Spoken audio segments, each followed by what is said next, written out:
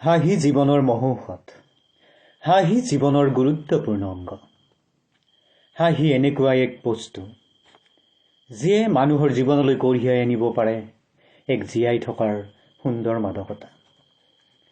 এবাৰ চাৰ্লছ চুৱেৰে কৈছিল, তেওঁৰ হাঁহিৰ মূল্য হেনো $10,00,000তকৈও বেছি। কথাৰ কিন্তু একেবাৰে খাটি কথা। কাৰণ চুৱেৰৰ ব্যক্তিত্ব, তেওঁৰ আকৰ্ষণ আৰু মানুহৰ মন সহজেই জয় কৰিব পৰা ক্ষমতাই আছিল তেওঁৰ বিপুল সাফল্যৰ গোপন ৰহস্য। তেওঁৰ ব্যক্তিত্বৰ মাধুৰ্যৰ মাজত আছিল তেওঁৰ বিজয়ী হাঁহি। মৰিচ শ্যাভালিয়াৰ জীৱনত সফল হ'ব পাৰিছিল তেওঁৰ সুন্দৰ হাঁহিৰ বলে। নহ'লে তেওঁ নিজেও হয়তো পেৰিছত থকা তেওঁৰ দেউতাক আৰু ভাই ককাইহঁতৰ দৰে এজন সাধাৰণ কাঠৰ ব্যৱসায়ী হিচাপে জীৱনটো শেষ কৰি দিব লগা হ'লহেঁতেন।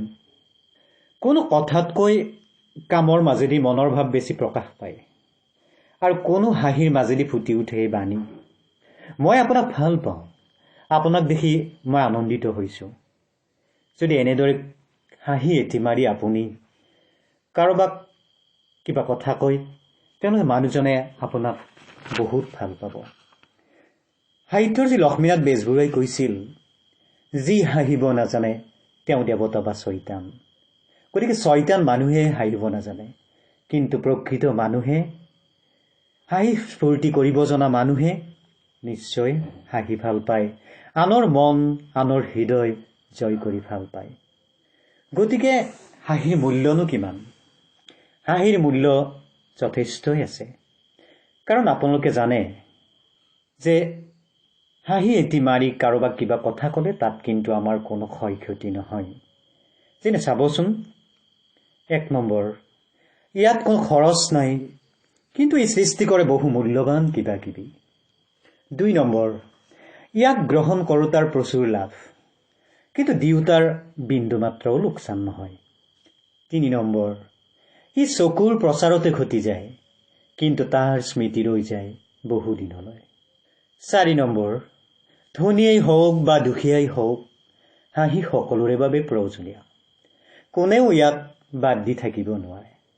5 নম্বৰ, ই মানুহৰ সংসাৰলৈ সুখ কঢ়িয়াই আনে, ব্যৱসায়লৈ আনে সুনাম, আৰু ই বন্ধুত্বৰ চিন।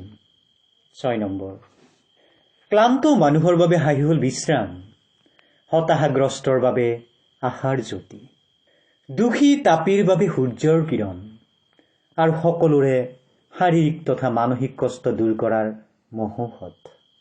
7 নম্বৰ, ই যিমান সহজলভ্য সিমান মূল্যৱান।